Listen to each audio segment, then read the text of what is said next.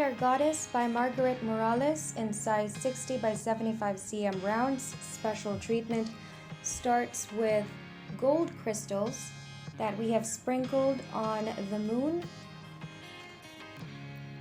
as well as on the other yellow areas on the canvas. This includes portions of her dress and these areas as well.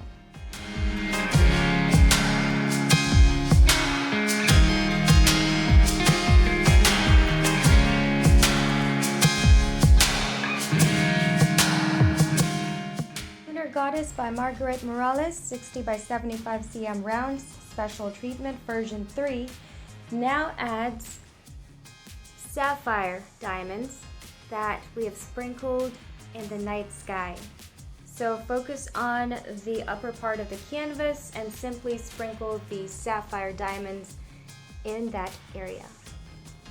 This gives it a starry night sort of feel without